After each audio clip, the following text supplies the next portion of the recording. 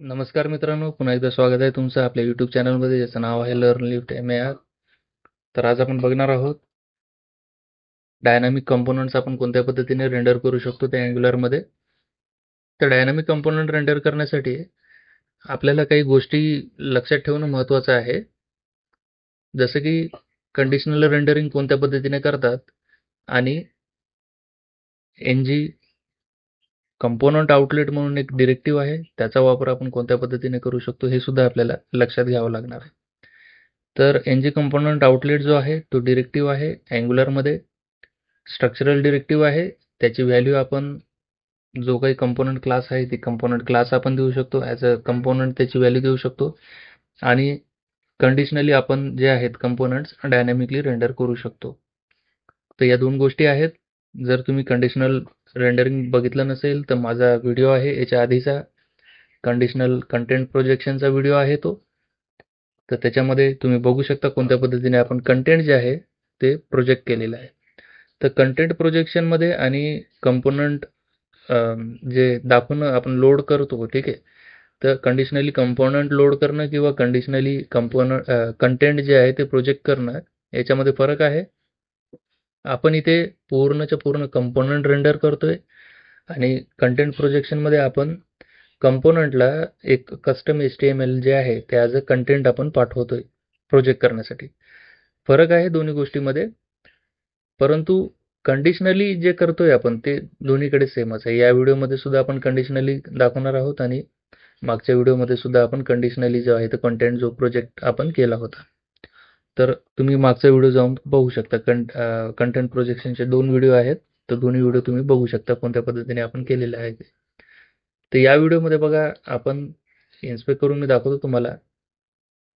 4 डिव्ह आहेत, ठीक आहे. हा तिसरा डिव्ह आणि हा चौथा डिव्ह आहे. तर या चौथ्या डिव्हमध्ये आपण हा कंपोनंट कॉल केलेला आहे. तर हा जो कंपोनंट आहे ॲप चेक कंपोनंट, हा आपल्याला रेंडर करणार आहे डायनॅमिकली कोणता कंपोनंट आपल्याला पाहिजे आहे तो. आणि कोणत्या ॲक्शनवर क्लिक करणार आहे तो, या 2 बटन्सच्या ॲक्शनवर क्लिक करणार आहे. हे 2 बटन्स आहेत. तर जर तुम्ही शो ॲडमिन केलं तर आपण एक इनपुट व्हॅल्यू पाठवणार आहे या कंपोनंटला.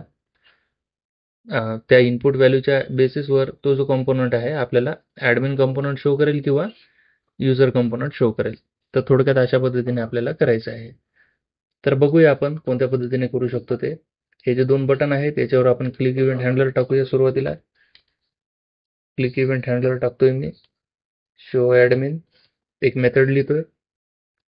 त्याच्यानंतर इथे एक क्लिक इव्हेंट हँडलर पुन्हा द्यायचं आहे आपल्याला. शो युजर नावाची एक मेथड आपण इथे कॉल करूया.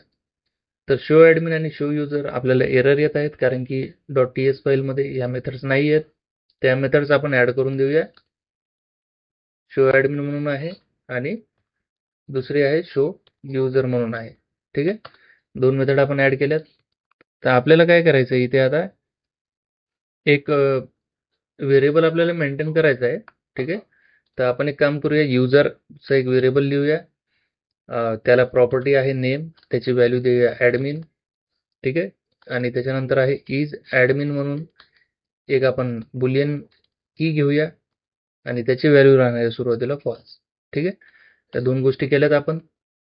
आता आपल्याला काय करायचं, शो ॲडमिनमध्ये जर करायचं असेल तर शो ॲडमिनच्या क्लिकवर आपल्याला काय करायचे, याची जी व्हॅल्यू आहे याची व्हॅल्यू आपल्याला ॲडमिनची व्हॅल्यू आपल्याला चेंज करायची. तर इज ॲडमिन जो आहे तो आपल्याला करायचा आहे ट्रू या केसमध्ये. आणि दुसऱ्या केसमध्ये आपल्याला काय करायचं आहे, is admin is equal to false. बरोबर आहे, लक्षात आलं. आता कंडिशनल रेंडरिंग जे आहे ते आपल्याला करायची आहे. तर कंडिशनल रेंडरिंगमध्ये आपण एक व्हेरिएबल घेऊया इथे इज व्हॅलिड म्हणून. इज व्हॅलिड जो व्हेरिएबल आहे तो सुरुवातीला राहणार आहे फॉल्स आणि त्याच्यानंतर या दोन्ही केसमध्ये त्याची व्हॅल्यू जी आहे आपल्याला ट्रू करायची आहे, ठीक आहे. तर हा जो व्हेरिएबल आहे हा आपण यूज करणार आहोत टेम्पलेटमध्ये कंडिशनल रेंडरिंगसाठी, ठीक आहे. इथे आपल्याला दिस डॉटने आपल्याला प्रॉपर्टीज ॲक्सेस करायच्या. तर अशा पद्धतीचं आहे. तुम्ही बघू शकता हे 2 मेथड लिहिलेले आहेत आणि हा युजर नावाचा व्हेरिएबल जो आहे आपण मेंटेन केलेला आहे. आणि हा युजर नावाचा व्हेरिएबल आपल्याला कुठे पाठवायचा आहे, या चेक कंपोनंटला पाठवायचा आहे, ठीक आहे. तर आता चेक कंपोनंटमध्ये आपल्याला जायचं आहे. इथे आपल्याला आता सुरुवातीला एक इनपुट आपल्याला डेकोरेटर आपल्याला इम्पोर्ट करायचं आहे अँग्युलर कोरमधनं. आता तुम्ही जर @input बद्दल जर माहिती नसेल तुम्हाला, तर @input आणि आउटपुटचा व्हिडिओ आहे आपला, तुम्ही जाऊन बघू शकता. इथे एक व्हेरिएबल आपण मेंटेन करायचं आहे. व्हेरिएबलचा जो टाईप आहे असणार आहे तो असणार आहे नेम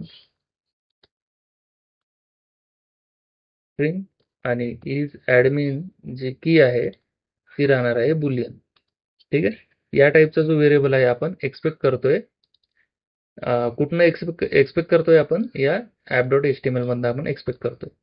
तर इथे आपल्याला आता तो जो युजर आहे तो युजर आपल्याला पास करायचा आहे. याची व्हॅल्यू जी आहे ती द्यायची आपल्याला, जो काही आपल्याकडे व्हेरिएबल आहे युजर म्हणून आहे तो. ठीक आहे. तर हे झालं. आपण ही जी प्रॉपर्टी आहे, इनपुट प्रॉपर्टी आहे चेक कंपोनंटमध्ये, त्याची व्हॅल्यू आपण सेट करतोय आपल्या ॲप कंपोनंटच्या प्रॉपर्टीने.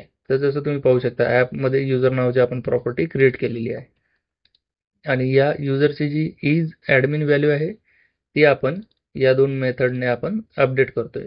ते जेणेकरून ती अपडेटेड व्हॅल्यू जी आहे ॲज अ इनपुट व्हॅल्यू या ॲप चेक कंपोनंटला गेली पाहिजे.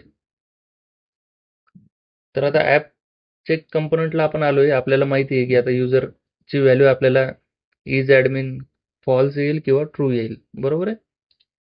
तर आता आपल्याला काय करायचे, दोन कंपोनंट क्रिएट करायचे. एक ॲडमिन कंपोनंट असणार आहे आणि एक असणार आहे युजर कंपोनंट. तर तुम्हाला कंपोनंट जनरेशनची कमांड तर माहीतच आहे, बरोबर आहे. तर युजर कंपोनंट जनरेट करूया आपण आधी. त्याच्यानंतर ॲडमिन कंपोनंट आहे, हे ॲडमिन कंपोनंट सुद्धा जनरेट करूया. तुम्ही बघू शकता ॲडमिन कंपोनंट आणि युजर कंपोनंट हे दोन्ही कंपोनंट आपल्याकडे जनरेट झालेले आहेत. आता आपल्याला काय करायचं आहे, या चेक कंपोनंट, कारण की कसं आहे, जेवढं काही लॉजिक आहे कंपोनंट रेंडरिंगचं ते आपण सगळे चेक कंपोनंटमध्ये टाकतोय. कोणत्या बेसिसवर? या इनपुट प्रॉपर्टीच्या बेसिसवर. कळलं?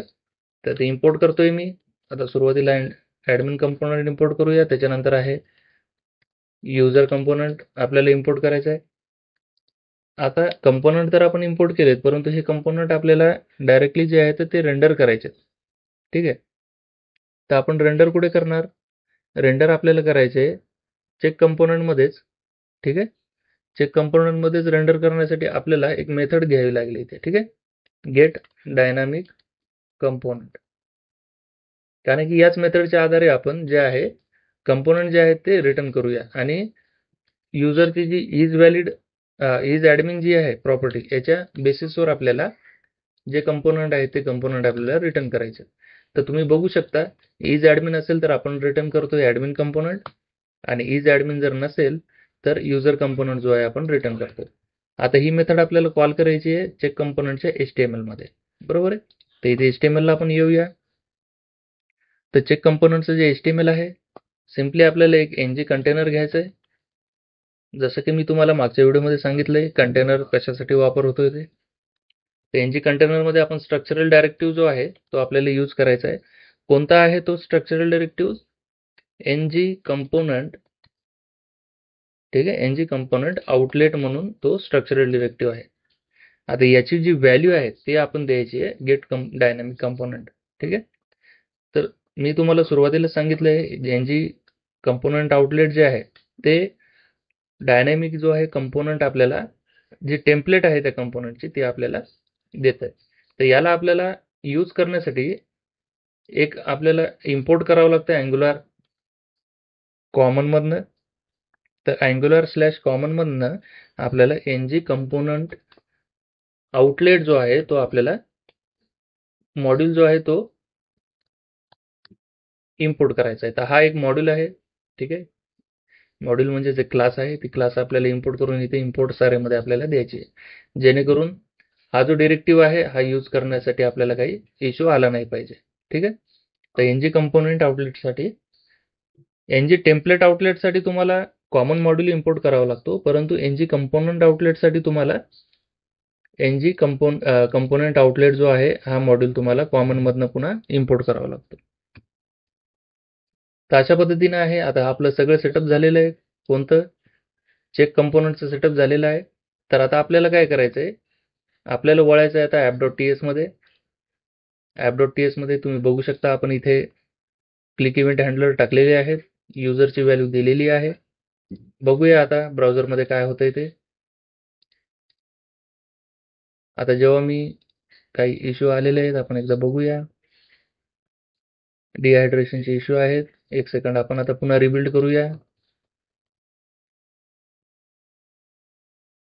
रिबिल्ड केल्यानंतर होपफुली ते सगळेच इश्यूज निघून जातील. सगळे इश्यू निघून गेलेले आहेत. तर आता आपल्याला क्लिक करायचं आहे शो ॲडमिनवर. शो ॲडमिनवर जेव्हा मी क्लिक केलं तर तुम्ही पाहू शकता ॲडमिन कंपोनंट वर्क्स आलेला आहे आणि जेव्हा मी शो युजरवर क्लिक करेल तुम्ही पाहू शकता युजर कंपोनंट वर्क्स आलेला आहे. ठीक आहे. तर अशा पद्धतीने डायनॅमिकली जो आहे आपण डेटा जो आहे तो पास करणार आहोत. आणि आता आपण एक व्हेरिएबल घेतलेला होता खरं तर, त्याचा वापर करायचा आपण विसरलो. युजर कंपोनंटमध्ये काय सेव्ह करायचं राहिले. ठीक आहे. आता आपण एक व्हेरिएबल घेतला होता इज व्हॅलिड म्हणून. ठीक आहे. तर आता इज व्हॅलिड जे आहे त्याचा आपण वापर करूया. तर इज व्हॅलिडचा वापर करण्यासाठी आपल्याला पुन्हा app.html मध्ये जायचं आहे. इथं जे आहे आपल्याला स्ट्रक्चरल डायरेक्टिव्ह पुन्हा द्यायचा आहे ngif म्हणून. ठीक आहे. ngif इज व्हॅलिड असेल तर दाखवायचं आपल्याला. आता ngif ला पुन्हा आपल्याला एक वॉर्निंग आलेली आहे कॉमन मॉड्यूल इम्पोर्ट करा म्हणून. तर आपल्याला कॉमन मॉड्यूल जो आहे तो इम्पोर्ट करायचा आहे app.ts मध्ये. इथे आपण इम्पोर्ट करूया कॉमन मॉड्यूल. ठीक आहे. अँग्युलर कॉमन मधनं कॉमन मॉड्यूल जो आहे तो आपल्याला इम्पोर्ट करायचा आहे. तर तुम्ही पाहू शकता व्हॅलिड आता सुरुवातीला व्हॅलिड नाहीये. तर या शो ॲडमिनवर क्लिक केल्यानंतर ते व्हॅलिड होईल आणि ॲडमिन कंपोनंट वर्क्स होईल आणि इकडे क्लिक केल्यावर तो युजर कंपोनंट जो आहे तो आपल्याला दाखवतोय. तर काय केलंय आपण थोडक्यात, आपण काय केलंय इथं ॲप कंपोनंटमध्ये आपलं सगळं जे लॉजिक आहे चेक कंपोनंटमध्ये आपण टाकलेलं आहे कंडिशनल रेंडरिंगचं. ठीक आहे. तुम्ही ते बघू शकता. ng कंपोनंट आउटलेट आहे आणि कंडिशनली याला कसं रेंडर करतोय आपण एक इनपुट प्रॉपर्टी घेतलेली आहे युजरची. त्या इनपुट प्रॉपर्टीची इज ॲडमिन व्हॅल्यू आपण चेक करतोय आणि बेस्ड ऑन दॅट व्हॅल्यू आपण ॲडमिन कंपोनंट किंवा युजर कंपोनंट जे आहे आपण रेंडर करतोय. आता कंपोनंटमध्ये आपण ng कंपोनंट आउटलेट यूज केलेले आहे. त्याच्यामुळे चेक कंपोनंटमध्ये आपण काय केलेलं आहे ng कंपोनंट आउटलेट जे आहे ते अँग्युलर कॉमन मधून आपण इम्पोर्ट केलेले आहे. ठीक आहे. आणि इम्पोर्ट सारेमध्ये आपल्याला ते द्यावं लागतं. त्याच्यानंतर दोन कंपोनंट आपण ऍड केलेत, ॲडमिन कंपोनंट आणि युजर कंपोनंट. या दोन्ही कंपोनंटमध्ये आपण काहीच केलेलं नाहीये. ठीक आहे. जशाच तसे हे जे कंपोनंट आहे ते आपण चेक कंपोनंटच्या HTML मध्ये आपण रेंडर करतोय ng कंटेनर घेऊन. ठीक आहे. त्याच्यानंतर हा जो चेक कंपोनंट आहे हा आपण ऍड केलेला आहे app.ts मध्ये. तुम्ही इथे बघू शकता इम्पोर्ट केलेला आहे आणि हा चेक कंपोनंट इम्पोर्ट सारेमध्ये ऍड केलेला आहे. त्याच्यानंतर आता हा चेक कंपोनंट जो आहे एक इनपुट प्रॉपर्टी एक्सपेक्ट करतोय. त्याच्यामुळे आपण एक इनपुट प्रॉपर्टी जी आहे त्या चेक कंपोनंटला देण्यासाठी एक आपण क्रिएट केलेली आहे आणि या इनपुट प्रॉपर्टी मधली इज ॲडमिनची व्हॅल्यू आपण या बटनांच्या क्लिकवर आपण अपडेट करतोय. ठीक आहे. आणि HTML जर आपण गेलो तर तुम्ही बघू शकता शो ॲडमिन आहे, शो युजर आहे, या दोन्ही मेथड आहेत. आणि त्याच्यानंतर जे युजर इनपुट प्रॉपर्टी आहे ॲप चेक कंपोनंटची तिला आपण युजरची प्रॉपर्टी आहे app.ts मधली ती आपण असाइन करतोय आणि हिला आपण अपडेट करतोय या मेथड्सने. ठीक आहे. तर जशी ही व्हॅल्यू अपडेट होईल तशी आपण जर चेक कंपोनंटमध्ये गेलो तर त्याची इज ॲडमिनची व्हॅल्यू चेंज होते इथे. तर जशी ही व्हॅल्यू चेंज झाली तसं याच्या HTML मध्ये जे काही कंटेनर आहे ते कंटेनर डायनॅमिकली आपल्याला कंपोनंट जे आहे ते दाखवतोय. तर अशा पद्धतीचं आहे. तुम्ही यूज करू शकता. आता मी जसं रिफ्रेश केलंय इज व्हॅलिड फॉल्स झालेलं आहे. मी जेव्हा शो ॲडमिन करेल ॲडमिन कंपोनंट आलेलं आहे. शो युजर करेल युजर कंपोनंट आलेले आहे. तर अशा पद्धतीने तुम्ही डायनॅमिक कंपोनंट जे आहेत ते तुम्ही लोड करू शकता आणि कुठेही म्हणजेच आता फॉर एक्झाम्पल आणखी एक प्रकार आहे याचा. ठीक आहे. ते आपण पुढच्या व्हिडिओमध्ये बघणारच आहोत.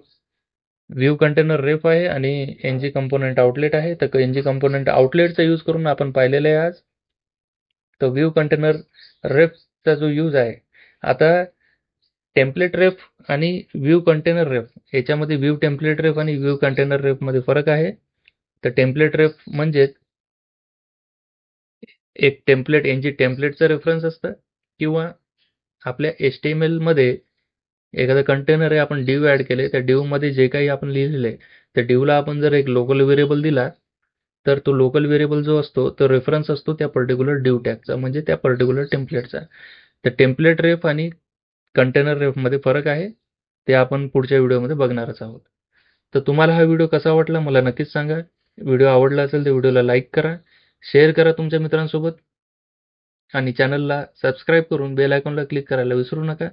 धन्यवाद मित्रांनो, भेटूया पुढच्या व्हिडिओमध्ये.